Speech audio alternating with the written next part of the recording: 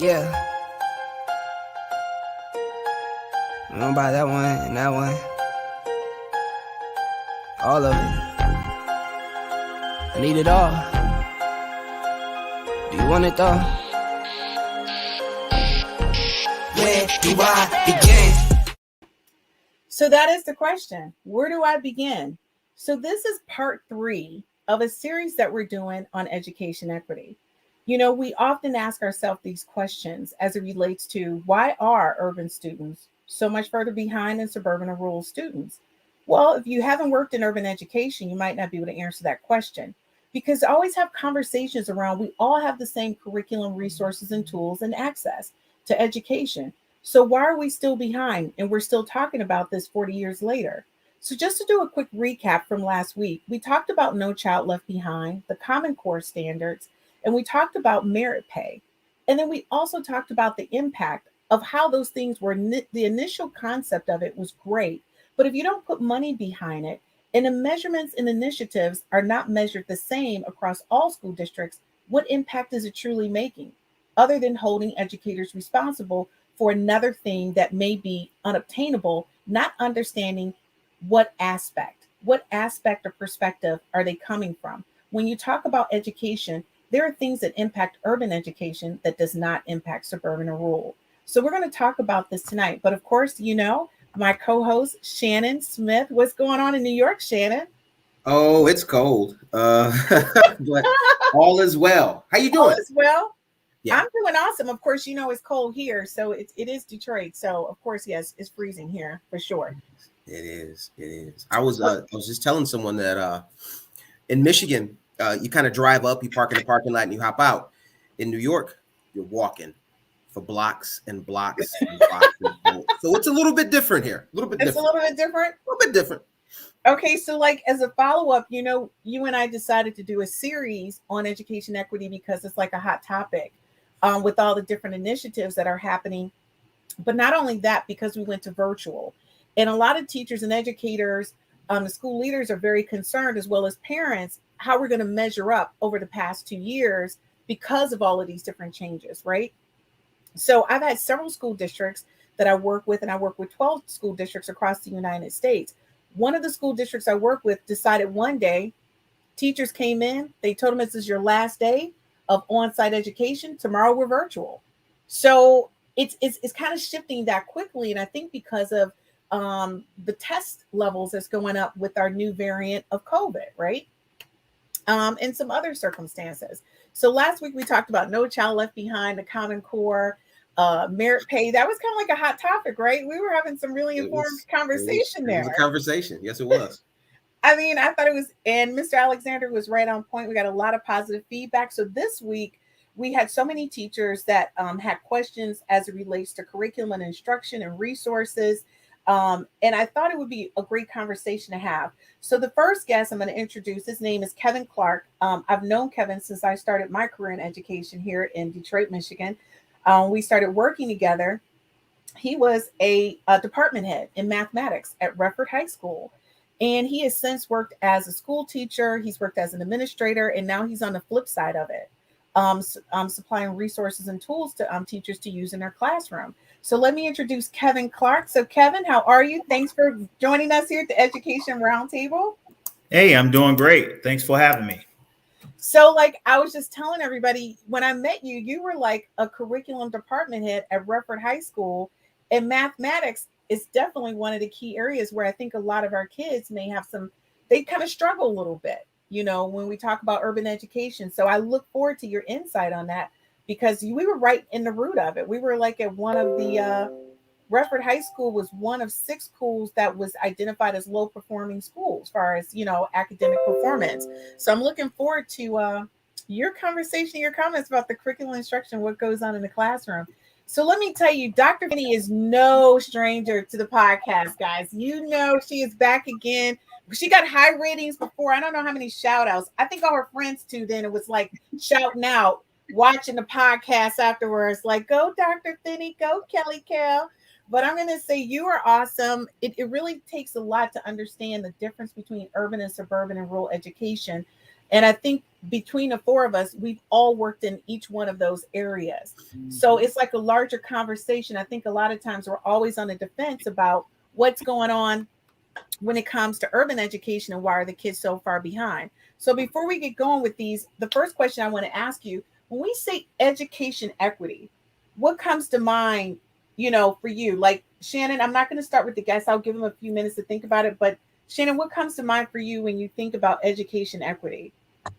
So I think about equity on a couple of different levels. One, I think about fully funding and financing education at the state level. That's thing number one. Thing number two is I think about giving kids an opportunity to really be in a system, in a classroom, in a building, in a school that embraces their identities and it embraces who they are.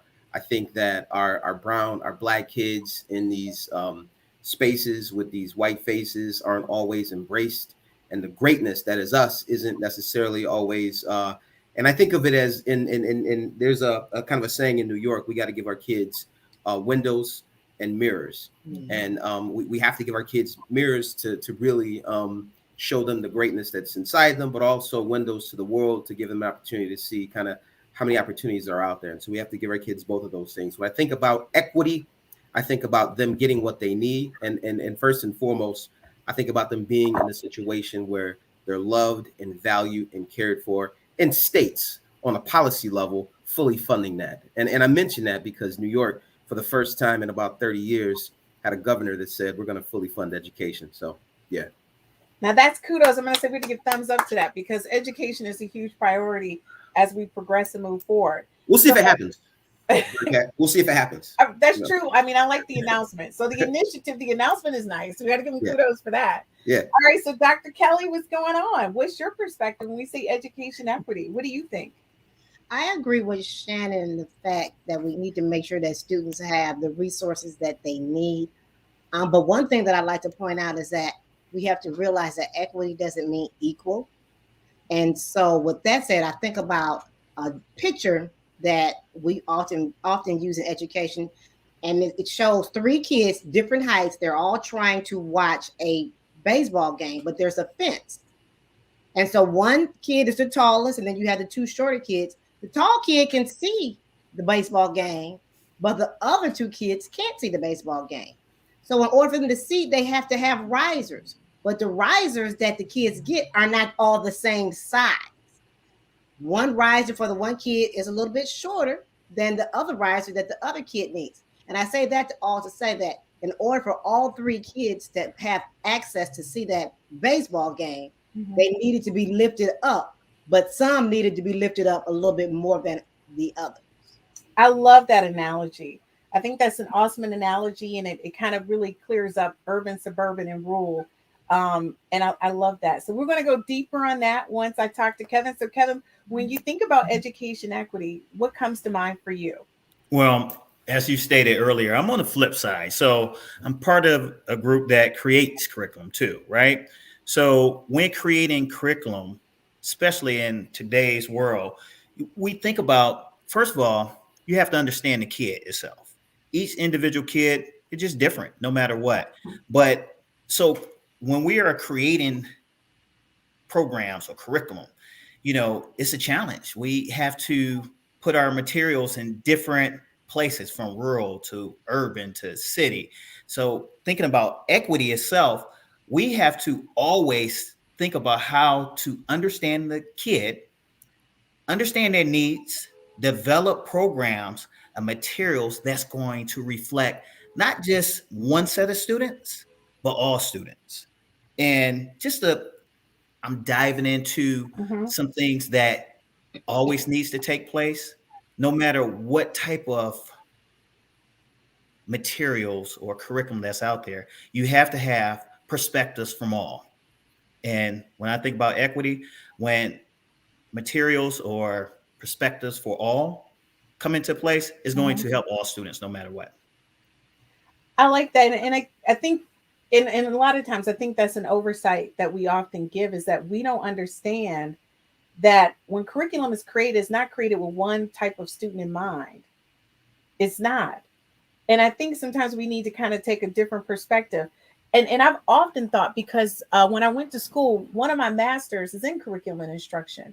And I said to them, I said, well, why aren't we offering, if we're offering reading material, why aren't we offering, like, I don't know, modified reading material with the reading material? Like, why aren't we offering a pre-assessment and a post-assessment to see what additional tools and resources students may need, right?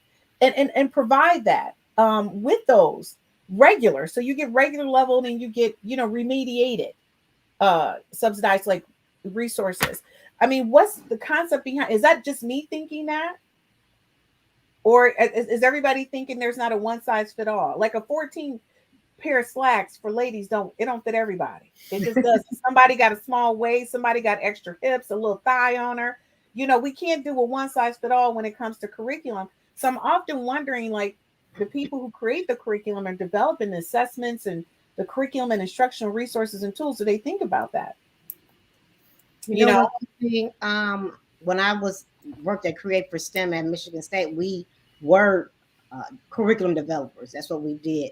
And so when we created curriculum, we were creating curriculum for the elementary levels as well as the high school levels. We did take into consideration the needs of our students, making sure they're represented in the curriculum. And then when we field tested our curriculum, we made sure that we field tested it in diverse communities. And I'm going to tell you, especially when it comes to STEM, I speak at a lot of IT conferences and STEM conferences, especially in curriculum and in the initiatives that they have across the United States. And that's one of the major concerns I have when I go into school districts. And I'll be honest with you, being a science teacher, I'm normally, when I go to present, is very few of us who are in science. Mm-hmm. And it's normally me presenting to a group of is not diverse, right? So just coming from that perspective, I'm always trying to figure out, how do I get more people into science and mathematics who are of color so our kids can see that? And I think that's one of the reasons why I fell in love with Clark, because it was just like, wow, okay, somewhere over the rainbow, I see a like-minded person, right? This is like awesome for me. And that was a great bond to have. So when you think about it, and I always tell people, when you think about curriculum, my question is, what type of curriculum materials have the schools been ordering over the past 2 years? Like, Shannon, what have you guys have been ordering since you guys have transitioned from face-to-face to pandemic face-to-face? Like, are you guys offering more online, supplemental resources that your kids can use after the school day? And, what does that look like for you guys? Like, where are you investing your money? You guys are the largest school district in the United States. So yeah. So there was a significant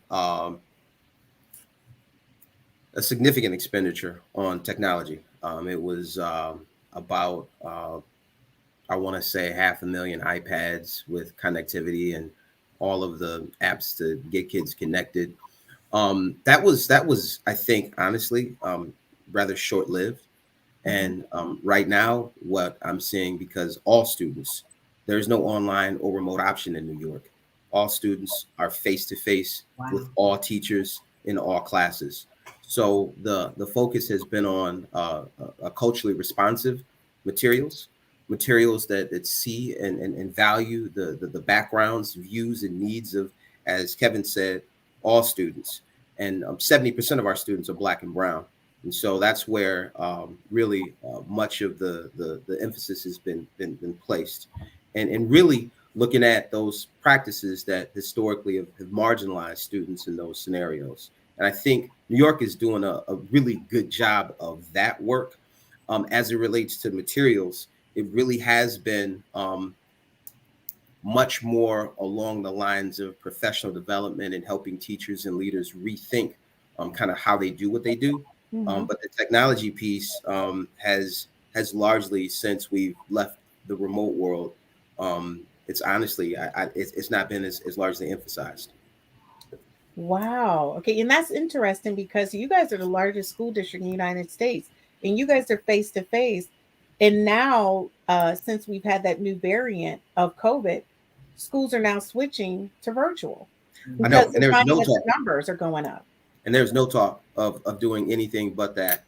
And New York is face to face for a lot of different reasons. And I think we can come back to the economics around that when we have a different conversation. I know it's a lot behind that. Okay, so Kevin, from your perspective, since the transition to the pandemic, have you seen an increase in the type of resources that schools have been purchasing for students? Like, are they purchasing more online and versus the hard copy books? Well, you know what? So that's kind of like a two-part answer right now. Hmm. The schools are still hybrid, right? What I mean by that is still you have some that are remote, some of them are, excuse me, using remote materials or using computers online, and some of them are using print. Most of the schools here in Michigan are still face to face. They may have modified schedule, whereas there's a district or a couple of districts that go to school 4 days throughout the week and have remote 1 day. With that being said, most of my schools still,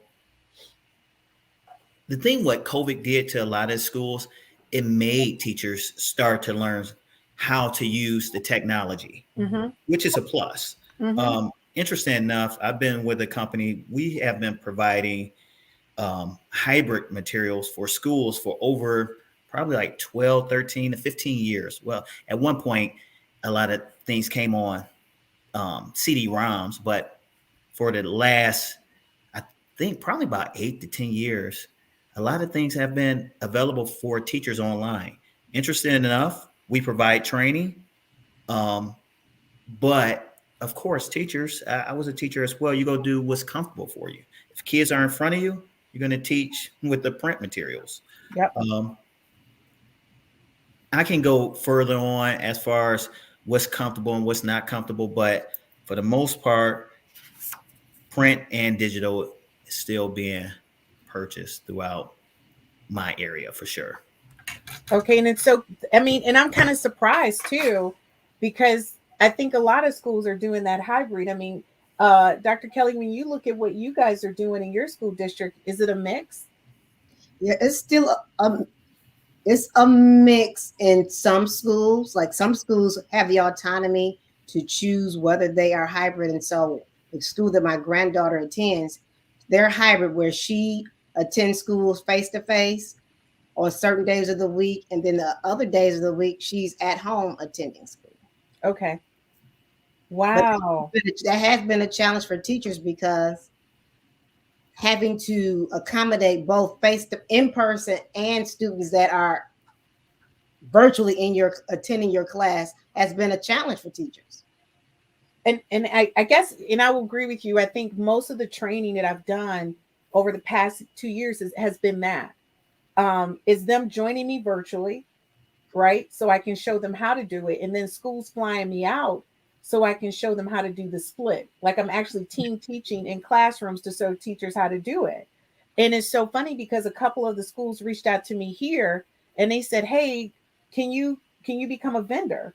We need you to come and work with our teachers." And I said, "What's going on?" I said, "You guys are still having problems." They're like, "Yeah, we're still having problems." Because teachers are forgetting.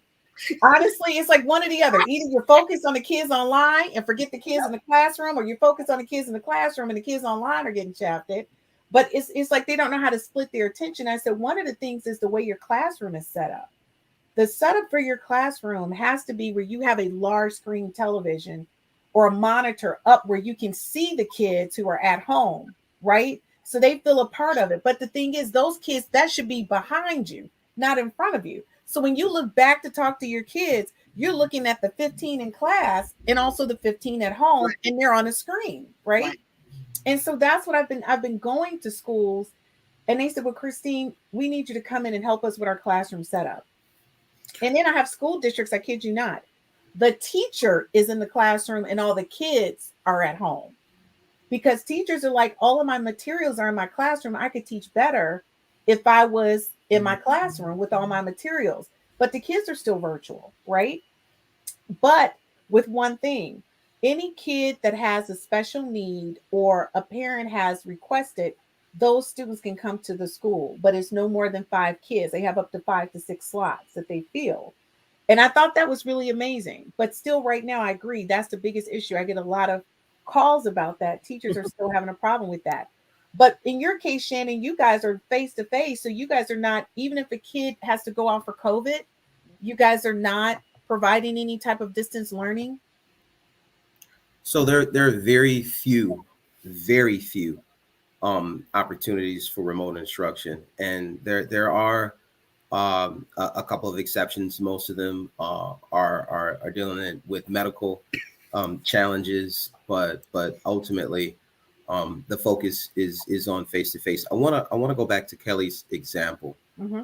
because the fence and the tall kid and the short kid and the boxes and um, that the fence is the problem. It's not Mm-hmm. the boxes, right? And so I think as we talk about equity, I think that fence really represents a system of oppression that prevents everyone from getting what they need. We gotta remove the fence, and this is where I look at education as liberation as well, and as a means of freeing people's minds and creating opportunities where they didn't exist before. I guess my Mm-hmm. question is, what is the fence? What is the fence? That and the fence can be so many different variables, right? It absolutely is. But okay, but the question is, it goes beyond that. Who has made the fence? Who has really said this is the? Oh, That's we I know want who to made talk the to those fence, and I think people. we can say it out loud. I Mhm. mean, we know who made the fence. We know what the fence largely stands for, and I'll go ahead and say it since we're here. It's it's the white supremacist power structure that has victimized, unfortunately, folks of color for the entire time that they've been in contact with this organization called the United States of America. So, Shannon, if you look at that from that perspective, if they've established what the bar is for what education excellence is across grade levels, and they also the same group of people who create the standardized tests who basically identify whether or not we're learning at grade level, then I'm sorry, then the third grade reading law, the No Child Left Behind, all of that, the Common Core, that's all a part of the same conceptual. Well, look at who's doing the measuring. I mean, look at who's creating the assessments that we're using to determine whether or not our students are where they need to be. Look at the values and the thinking that goes into that. So, yeah, I would absolutely question all of that and then some. And when you talk about those unfunded federal mandates, by Mhm. the way, Yes. I would say really look at who's in the classroom implementing these things as well. I mean, and what kind of supports they're getting. And it sounds like Kevin with the work that he's doing, he's not just giving folks products, but there's some real support that goes along with that as well, I would assume. I'm going to tell you firsthand because whatever school district I'm in, I always contact Kevin because I know exactly if I'm redesigning the curriculum, I know he's going to be able to provide me with the resources I need in order to execute that, right? And one of the things that I loved is that they have something for students and it's called Red Robin, right? Redbird. Redbird. I call it Red Robin all the time.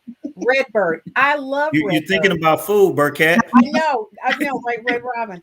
The Redbird is so great because when you think about the third grade reading law, I just thought that was something that really could drive things home for kids and offer it as an additional resource for kids who need it. And I thought it was wonderful. But I'm going to tell you, the school district I brought it into, the minute that I left and took another position, I was constantly on the phone with Kevin and I said, what's going on? He says, they haven't even used it. And I didn't understand that. Well, you guys know as well as I know. Sometimes we have districts that will purchase research-based great curriculum, right? They spend hundreds of thousands of dollars. One of the biggest things is getting the teachers PD. That's the biggest thing. When you talk about any type of curriculum, I mean, you guys know, we all taught before. Mhm. Once you close that classroom door, you're the artist. Classroom is your stage. And no matter what curriculum you have, don't get me wrong, if you have something that's strong, I think about what's out there now, I can be that much greater as an educator in the classroom, Mhm. right? It's going to Mhm. make things easier for me. Mhm. I have access to give kids individualized instruction that much faster than I did when I taught. Mhm. However, it's the teacher. teachers as a whole, they need that extra support. Where does that support come from? I can imagine just being, when I was a math teacher, excuse me, a math curriculum coordinator, I was looking for time. Okay, we want to give PD. Well, we gotta give PD and teachers, they want to get paid for it too. Yeah, We don't have the funding for it, right? right. So it's like a lot of schools always buy great curriculum, but they never have the time for quality PD. And a lot of times, you just need the support and the funding. I mean, every school district always has X amount of days for professional development, Mm-hmm. but that's where that extra money comes in, or that funding, or that equity, as Shannon stated. The equity is missing. That funding is missing to support those teachers in order to help instruction within the classroom. That's what I see. So, Kelly, do you feel the same way that we're purchasing the curriculum, but teachers aren't really given the time to really learn and integrate that curriculum that's being purchased that may impact? Definitely. That's a day in the life of my job. is training teachers on how to use curriculum, because it's one of those things that it has to be ongoing. It can't be one of those one time around things. Mm-hmm. It's going to take teachers a while to digest it, and I think that has been the historic um, way that we have given teachers PDs. Oh, you just have a 3-day PD at the beginning of the school year or during the summer months. And then that's before the teachers actually are using the curriculum in the classroom, where through their use, they're finding out, okay, I don't understand this. I don't know how to do this. But by then, all the PD is gone. They've Right. had training, and now it's too late. And then they revert back to their old ways. And that's what I was going to say. That's one of the things I'll tell you that I found out time and time again, going from, a department head to the curriculum coordinator to assistant superintendent. I'm going to tell you that's exactly what I saw. It wasn't enough time to train the teachers so they could adequately integrate this new material, because you've got your playbook. It's like playing football. And I tell people, and I apologize for this analogy, but I love sports. But when you got a playbook that you've been using, it's hard for you to look at integrating a new play in the playbook if you haven't practiced it, right? Yeah. Because you know this other play, so you like, I'm about to fall to the play I know. And that's the thing, the teachers fall to the play they know. So when we think about how many schools are currently using online curriculum resources, that's the reason why it's a 50-50 split. You have more suburban and rural schools using it than urban. Yeah. And I still have urban school districts right now that are still doing hard copy handouts, literally packets that they print up and give to kids. And I guess for me, I'm looking at, what does that look like in education, that this teacher is teaching, still handing out packets, but the kids are not getting the additional support. Now, one of the things I will share with you on, and Shannon can and kind of expand on this, what New York has done is not only do you have face to face, but they've offered like a bucket load of resources that after school, when the school is shut down, it's so many, it's like you're getting a second teacher, a Yeah. second tutor, a second whatever you need.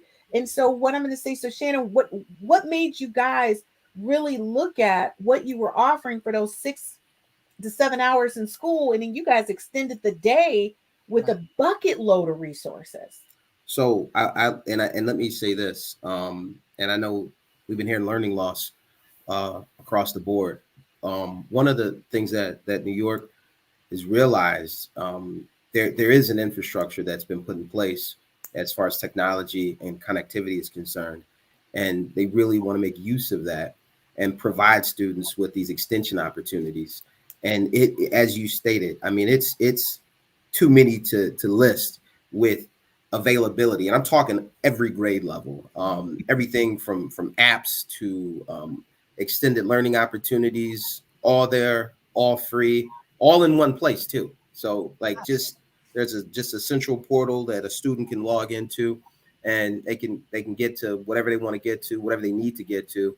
And so that's it's really well done. And I'd be so happy to come back and at some point, if you'd like to walk through that and show you some of those resources. But it's pretty awesome. That would be great, and that's one of the things when I talk about education equity. It deeply concerns me because we do have a lot of resources, but to Dr. Kelly's point and to Kevin's point, is the professional development, But is that's giving the teachers the time to learn it, a to part of integrate that is a principal's job, though. I mean, and it. let's principals have the opportunity to manipulate schedules, to create openings, to create spaces, to create common planning periods, to do all of those Mhm. things, to create the time to make that happen. So I think that when you have constraints, you just have to prioritize. And as a leader, you've got to put that at the top of the list. And I've been in enough districts, urban districts, with enough brand new books in some storeroom, and the kits for science, and no one knows where they are, right? And we find them Mhm. 5 years later. And and Mhm. and, and I think it's is, as Kevin said, it's almost criminal to spend hundreds. No, it is criminal to spend hundreds of thousands of dollars on these materials and not use them, right? So I say that it's not just a teacher thing. It really is a conversation that leaders should be brought into, and really think meaningfully around how they really utilize time, which is the resource that we will not get back. Well, it goes to even just hit on what you just said. It's time. I mean, you think about the principals. Well, there's another piece. A lot of principals in urban districts, they're dealing with so many other issues. Whereas when it comes to, hey, you know what? Let me go and see how my teacher is utilizing whatever curriculum they have. Or Mhm. as I stated, once you close that door, the teacher is still the main person driving that classroom to excellence, no Mhm. matter what you have, right? Mhm. So my thing is, it goes back to what you said earlier, Shannon. You just said it. It's that time. Mhm. Principals, they don't have time, especially in the urban district. Mhm. So how do we create that time? How do we help them create that time? That's another big question. I'm going to tell you, teachers are exhausted right now. Trisha said to me, and she's a school teacher right now in an urban school district here in Michigan. And she was literally getting off work, I think, at 5 or 6 o'clock because after school, they had meetings, they had training, and she was exhausted. And she was just like, I am totally virtual out, Christine. And whatever they just said this afternoon after this long day with these kids, I don't even remember. Right. So it's like, when do you fit this into your schedules in order to get this done? And Dr. Kelly, you're doing this all day. So what's your perspective? Like, what's the best way for us to be able to help our teachers so they can help the students? One of the things that we propose is job embedded PD. It has to be during the school day. One of the things that we've implemented right now is virtual Fridays, where all the schools throughout the district are virtual. And so we have proposed, why not make that an asynchronous day where teachers assign students assignments that they can do on their own. And then we can use that time to give our teachers PD, Wow. because that is the challenge for teachers. They, after school, a bus, weekends, a bus. So when can we do it? During the school day. And Christine, you, Kevin, myself, I don't know about Shannon. Back You in the never do. You never do. back, back in the, do you all remember back in the day in Detroit, we would have like half days where we We had did. PD? Yeah. Where do you think I was, Kelly? You think I was not in I Detroit with don't the know rest of where you, y'all? You know what? That's fine. That was a personal attack. Your name is on the list. We'll come I back don't around know to where you in you just a thought. minute. Because Oh my God. you like bro man from the sixth floor, the fifth floor. But he goes, I don't know. But yeah, so we remember we used to have those Yeah, we days did. where we had PD. Hmm. What happened to that? That's the question. What Well, happened to that? to go further in that, um, we need quality PD too. It's I say that because being a former educator inside the classroom while at the school, because I'm still an educator, but there were times you get people that would talk to you for 6 hours or 3 hours, and you know what? At the end of the day, you ask yourself, did you take any nuggets and you can utilize tomorrow? And a lot of times, I did not get anything. So you need practical PD Mhm. where teachers can walk away tomorrow and utilize some of the nuggets that they took from the PD right away. So one of the go ahead, Shannon. I just want to go back to something that Kevin said a moment ago, and he's absolutely right. And I think that the job of a principal has really transformed over the past 2 3 decades. It looks different than it did Yes. in the 1990s, right? And I think honestly, even outside of the pandemic, I mean, and really, I mean that added a whole other layer of Right. responsibility, and just reporting and thoughtfulness, and we're talking about the health and safety of all involved, and you add that to the already expansive list that a principal is responsible for. I couldn't agree with you more. They don't have time, and I think it's really um, we need to really kind of start to rethink how we organize schools as well, and have one person at the head, kind of in charge of everything. Is that the way to do this, or is there a different way to kind of think about how we organize supporting teachers, making sure kids get the best opportunities possible? And I'm going to tell you that has been the topic of discussion that I've had with several school districts outside of Michigan. They are really taking a closer look at having an operations person, right? Just like you do any company. Yes. Yeah. You know what I mean? And you want to look at what the CEO does versus the COO. What do they do? Having two, and they were saying initially that was the concept between the principal and the assistant principal, right? But then when you look at it, that's not really the case, and that's not how things are broken down, right? So you really need to look at how to modify that. But I want to go back to something Kevin was saying in relation to professional development and time, and what Kelly was saying when she said that we build it into our day. And I will say to you, for the past 8 to 9 months, that's what I've been doing. During the day, I have weekly trainings with teachers. But one of the things that I've learned being a teacher in a classroom, I break it down. We only do so much, like in a lesson. I'm not throwing it all at them, right? First of all, I sent out a survey and I ask everybody, like, what is it that you want to know about this particular product? Let me know, like, give me all your questions. Then I take those questions and I create a lesson plan, because then I break it down step by step. And I say the first thing you can do, you can use this in correlation with the book that you're currently using to support students who need remedial help. In order to use the remediation tools, and you need to go this section and integrate this. I talk about breaking your students up into cohorts. When you talk about differentiated instruction, you need to look at how you're really teaching your students. And the one teacher, you know what she said to me? How am I supposed to look at the NWA data? I'm supposed to look at the SAT scores. She was saying the state standardized test scores. And then you want me to take the Common Core and put this all into the curriculum and figure out how. And she got stressed out. So she's in the middle of a Zoom, and the woman literally pulled her wig off. And I said, "Oh my goodness." I said, "Honey, slow down." And they said, "We all want to do what she just did. We want to pull our wigs off." And I said to them, "Let's avoid that. Let's talk through this. Talk to your school leaders and ask them, what benchmarks are they, standards are they holding you to? Is it the Common Core? Is it the NWA? Like, let's figure out how this is going to work, because if you're measured on NWA data, then let's focus on NWA, and we can't focus on Common Core at the same time. Let's chunk." And that's the thing. And we talked about that a little bit last week, Shannon. We talked about all these different initiatives and standards. Teachers don't know what to teach to.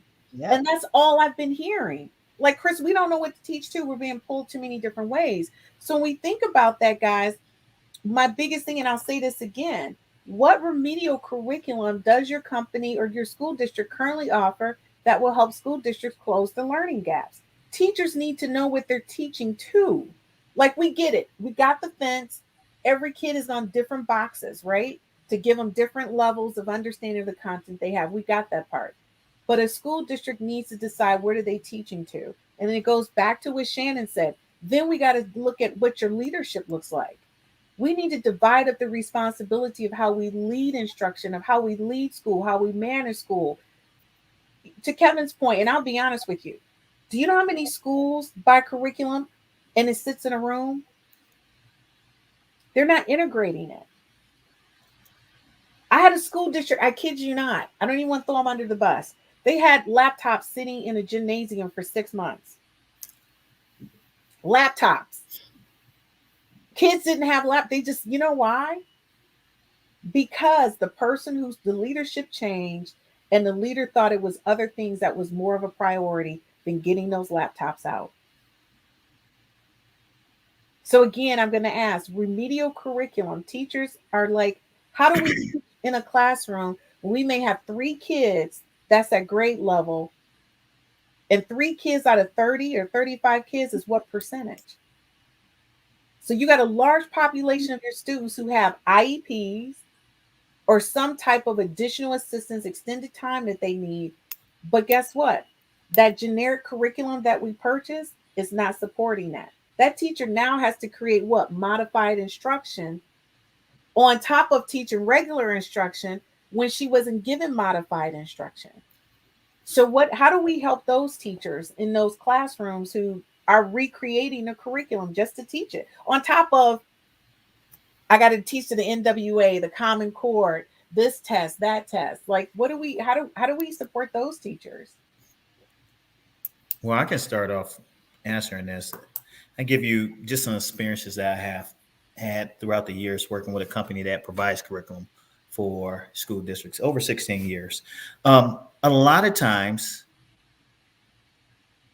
remediations are there already. They're built within the curriculum. They're scaffolded in the curriculum. A lot of times, tier two, tier three, of course, we're talking about a different type of kid, and you may have to do something else for that type of kid, or the special ed type of kid, or even the EL student. I mean, it just depends on what EL level they're at, too, right? But it goes back to what I stated earlier. That's where that PD comes in at, and that's where that teacher as a whole comes in at, because I mean, a lot of times teachers, they get materials like Kelly stated, oh, let's go ahead and get training over the summer. You really don't know what you don't know until after you use the Right. materials, Yeah. right? Thank you. And then I like what you said, Burkett, where you give teachers or you give school districts, hey, what questions can I help you with? Well, we always, within my company, we ask those questions after we then gave you the first initial PD, because now we know you have used it and you don't, now you know what you don't know. So those are questions. Where can I find the scaffolded differentiation? Or where can I find this to help these type of kids, right? A lot of times it goes back to that PD. Sometimes we never get back to that point where those teachers can ask those questions. Yep, that is so true. Because they get your introduction PD, and like you said, it's over the summer or right in the beginning of the school year. The teacher starts using it, and then they have questions. And to your point, you're correct. A lot of the scaffolding is in the books, and I'm going to tell you right now, I have more teacher edition books and online resources for teachers because I'm the one that's going through and finding that information because that day-to-day teacher didn't have time. Yeah. And she's freaking out because you've given her like what she calls her new Bible, and she hasn't read her Bible, so she doesn't know what Matthew 3 and 7 is, right? She doesn't know. So she's all upset about it. So at this point, how do you guys think we can remold or review the concept of teaching content to teachers? Like a little bit, how can I say this? If I could teach on Monday or on Sunday what a teacher's going to teach on Monday, then they would be able to teach it on Monday. You get what I'm saying? Teach on Monday night what they need to teach on Tuesday. Like we just come together. And I'm going to tell you, I found that there's a lot of after school work groups where teachers are doing that. Teachers are going to other teachers who are experts in the content, the curriculum they purchased, and they're doing study groups at night. Wow. To go further, Burkett, one of the things that I always recommend to school districts is always think about that hybrid teaching model or that flip model, because it gives teachers the opportunity to work with small groups, but you also have students working with one another. But I've been in the curriculum selling game for, like I said, 16 years now, and it's been popular now for the last 4, 5, 6 years, maybe probably even longer. It's the adaptive learning. there's enough curriculum pieces out there. When I say using that hybrid model, well, teachers, go ahead and give the instruction 10, 15 minutes. A lot of times, teachers, you still have some teachers that's still teaching 50 minutes, right? Um, I'm thinking about a high school classroom as opposed to 10, 15, 20 minutes tops. Mm-hmm. Let the kids work for 20 minutes together, whatever it may be. It may be in small Change the groups, classroom maybe model. working together. And then let them go on if they have computers or phones available. Most of the adaptive pieces now, they're agnostic. You can use on whatever device. That's if they're available. But that goes back to what Shannon stated. Well, sometimes the funding is not there. That's so true. And for that, guys, give me 1 second. You know we got to take a commercial break. So you know I hate to break a conversation up because we're getting pretty hot over here, but we do have to take a commercial break. So give us a few seconds and we'll be right back.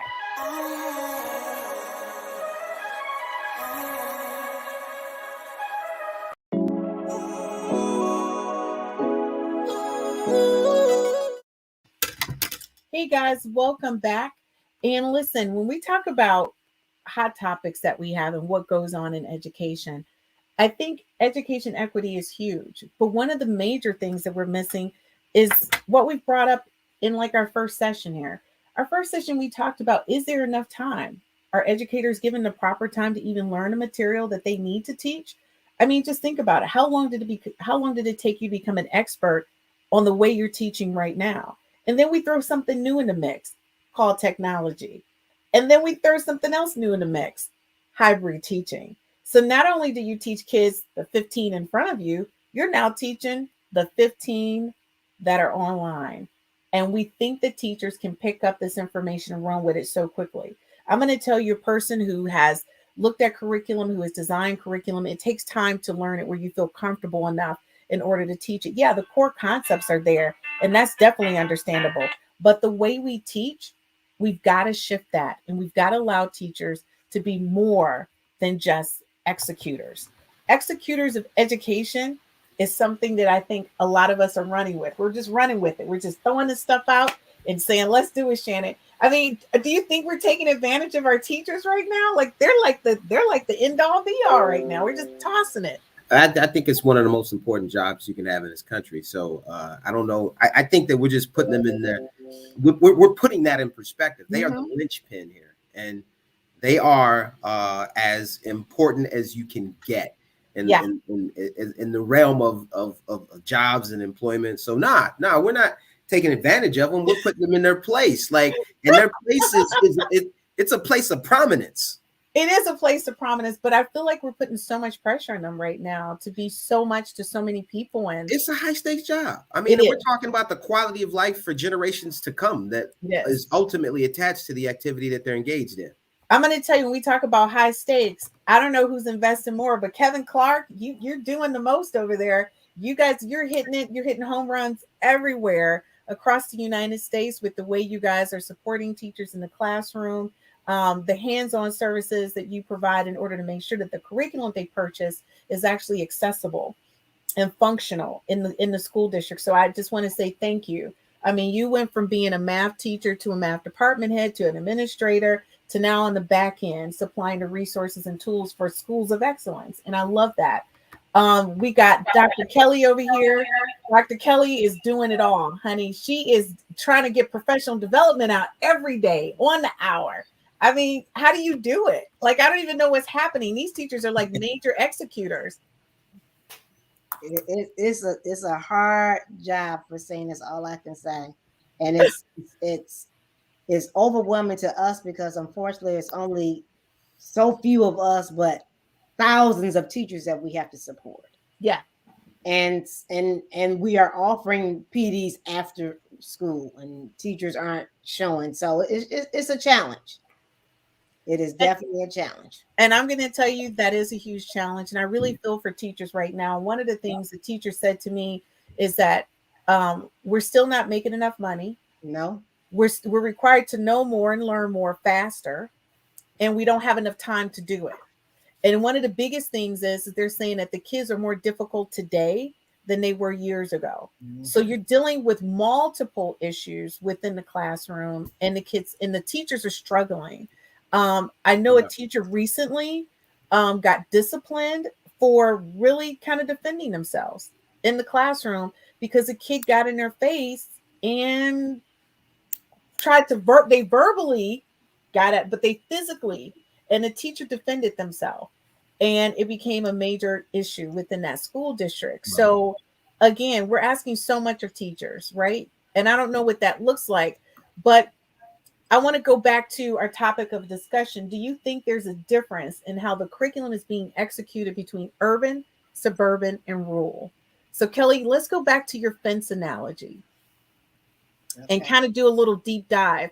Can you kind of break it down for the viewers who are joining us for the second half, once your fence analogy, but as well how that aligns to the question that we're asking? Is there a difference in how the curriculum is being executed? Well, as I mentioned earlier, the fence analogy is about three kids at a baseball game, and they're trying to see the baseball game over a fence. One of the three kids is tall enough to see over the fence, but the other two are not. One and of the two, one is shorter than the other. And so the analogy is about what these kids need in order to be able to see over the fence. And with the two remaining students, they both need a box to stand on, but the box for the students don't have to be the same size in order to give them all equal view above the fence. So I see what you're talking about with your question with urban, suburban, and rural. We can actually make those in our analogy or apply those to our analogy in that those three kids could be one could be the urban, one could be the suburban, and one could be the rural districts. And how what those districts need in order to put all students on the same level is different. And as I mentioned earlier, equity is not about being equal, because what the resources that they need in order to all be on the same level is not the same. Some may need more than the other. And so Shannon, with New York School District, and thank you so much, Dr. Kelly. When you look at New York School District, you guys are spread throughout. You in multiple boroughs across New York. So do you Right. Yeah. so when you look at education in New York, what do you guys look at to kind of look at one school district against another school district and measuring how those students are learning? Are you guys taking into consideration what? I gotta say this. New York is as a state probably the most inequitable place as it relates to education. Okay. So, but the needs are varied. You've got kids in the Bronx, you've got kids in Manhattan, you've got kids in Staten Island, you got kids in Harlem, you got kids in Brooklyn, you like in Queens, and so they're in all different places, in all different spaces, with all different needs, and just like those children who were standing in front of that fence, I want to be clear that the kids are never the problem, and it's really and we have to approach the work in with that lens. Mm-hmm. Uh, just because the little guy needs 3 boxes, he should get 3 boxes, and that should just be how we do business. But the kid's not the problem. The problem is the problem, and I think that providing those resources should never be considered the problem. Right. Well, Shannon, thank you, and I appreciate you coming on. Hey, guys, I You're do have to welcome. tell you, my co-host has to drop off because he's got some things happening in New York. He's got to manage real quick. Have a Shannon, good one. thank you so much. I appreciate you. See you next week, bud. All right, we'll see you guys. All right, buddy. Yep. So, guys, when we look at overall what we're measuring, and I think a lot of times that's always the bigger question. To Shannon's point, if the kid needs 3 boxes so that he can see over the fence, why are we not giving him 3 boxes? But it goes back even further to what Kevin and what you were saying as it relates to, are we giving the teachers what they need in order for the kid to get the 3 boxes? Right? And are the teachers getting what they need to even know that the kid needs the 3 boxes? Whoa, that's deep. Yeah. Right? So that's what I mean. It goes back even further. I think there's just so many layers to this. And that's the reason why, guys, we decided to do education equity as a series. Because when we started the conversation about curriculum, it doesn't end today. Like, we're going to have to pick this up in the new year, right? Because we started out just with a basic conversation defining what education equity was about. That was our first one. Our second one was really having a bigger conversation around the totality, the impact of that, right? Then we talked to an administrator in that part two about the No Child Left Behind, the Common Core, all the different things that have been thrown at the government and federal initiatives, state initiatives, right? But now tonight in part three, we're talking about curriculum. It's not enough time to even look at the bigger picture of how this is impacting each of us in the roles that we play. I know for you, Kevin, you get calls, and I've been with you when I'm always cracking up. It's a weekend. Kevin's getting a call about curriculum, materials, what people need. When can you come out for a PD? Can you send us a sample of something? He's working nonstop. But the thing is, with all the effort and time that's being put into it, you got Dr. Kelly over here who's on the flip side of that. She's the receiver of all of this. And she's executing it in the schools. And she's saying as loud as she can on her boxes, looking over the fence, we don't have enough time. Where is the time? And the manpower. And the manpower in order to execute this. And I'm going to tell you, and that's the reason why somebody said to me, well, why are you working with that school district as a consultant? That's a large school district. I said, that's the problem. They are a large school district and they need all hands on deck. And so they said, we need to contract your service. If you can do this, because what happened was, Dr. Kelly, a number of teachers said, listen, I'll sign up for Saturday PDs, but you have to do it between this time and this time, right? You work at the school district. You're like, well, I'm not giving up my Saturday to do this. Right. I need time off like you do. So what they did is they contracted me. And I did the Saturday PDs because teachers were like, if I could just not stay late. And if you're telling me I'll stick with this lady for 2 hours on a Saturday morning just to knock this out, right? And guess what happened? They religiously, I have 36 teachers log on a Saturday morning. Wow. They rather do a quick, and I told them we can do 7:30 to 9:30, 8:30, just pick your time. And everybody pick the time and we log in, and guess what we do? We take breaks. I have breakout rooms where math can work with math and English can work with English. I go between the breakout rooms, make sure everybody, because what I did is I split it up like a classroom. Mm-hmm. But that was thinking outside of the box and in school districts allowing that. So if your teachers requested that, would you guys be open to offering a PD that they would have to attend like on a weekend instead of after work, just to give them that break? You know what, Christine? We do that now. And teachers are just reluctant to give up their weekend time. Wow. And especially with the current conditions, these teachers are just overworked, stressed out because it's just the added level of stress of this virtual teaching, this hybrid teaching.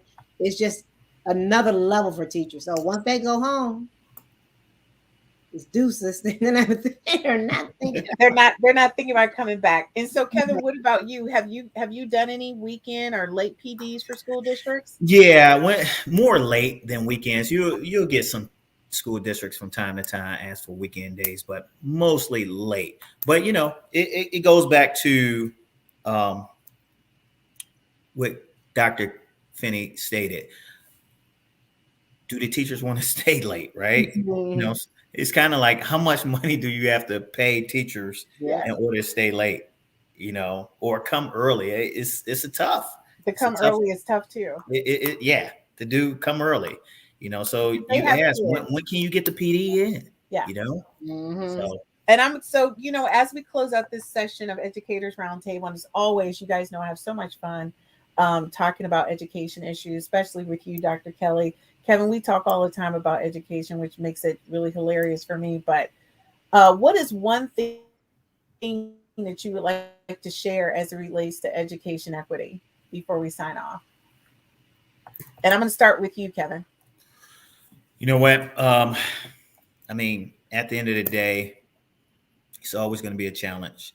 And I just go back to kind of what Shannon stated. You need the funding for PD. I look at it as for PD. A lot of it has to come from PD. When it comes to equity, no matter where you are, we're going to have different kids, and different kids have different needs. Different schools have different needs, but everything for me comes back to that funding. Schools get the funding wherever they're going to get it from, federal, state, doesn't matter. Whatever the case is, the funding has to be there in order to help drive or give that kid those 3 boxes to look over their fence. I like that. Dr. Kelly? We talk about the fence and the boxes. But, I just the one point that I want to just leave is that equity does not mean equal. So going back to our analogy, one kid didn't need any boxes. The other kid may have needed 2 boxes, and the other one may have needed 3. But although they all needed different amounts of boxes, they were all at the end at the same level. And so it's just all about getting the kids, the schools, the resources that they need. And that's, to me, that is the elephant in the room. Equity, it boils down to the resources that districts have. I love that. And that resource can be 100 different things. Yes. Teachers, books, yes, a myriad of things. Yes. I love that. And I'm going to say to you guys, you're always welcome back to come to the Education Roundtable. I say to my guests all the time, we always say it's an hour and we think that's a long time, but the hour moves so quickly because we get into these in-depth conversations about education and how we can support education in a more positive way. So Dr. Kelly, thank you for joining me at another session of Educators Roundtable. Thank you so much, Mr. Kevin Clark. I really appreciate you coming on. And I want to say this to our viewers. We had a larger conversation, and our conversation continues to grow around curriculum, around instruction, around standardized testing, No Child Left Behind, Common Core. But like Dr. Kelly said, we talk about education equity. It doesn't mean equal. We need to think about her analogy that she gave. 3 kids and a fence. When we think about that fence and who set those standards or expectations, we need to think about the resources. Kevin brought up his company supplies a mountain load of resources. But when do teachers have time to learn the resources? Dr. Kelly says every day, this is what she does. So we need to think about this. In China, they teach school differently. Ghana, they teach school differently. Teachers have more than enough time to learn their materials and become experts at them. And their students learn efficiently and effectively. So I think we need to start taking a closer look at our education system and whether or not the way we've scoped out what education looks like in America, whether or not it's not open to a shift or a change of ideas of how we can do this. Maybe you need to start looking at what we truly need in order to be number 1 and not number 22 in education. We have less and less people growing in technology and STEM, mathematics, sciences in America than in any other country. But we say that we're the leader. Are we producing the leaders? Are we importing our leaders? Think about that. Education equity is a bigger conversation and one that we will continue in part 4 of our education equity, loss or not.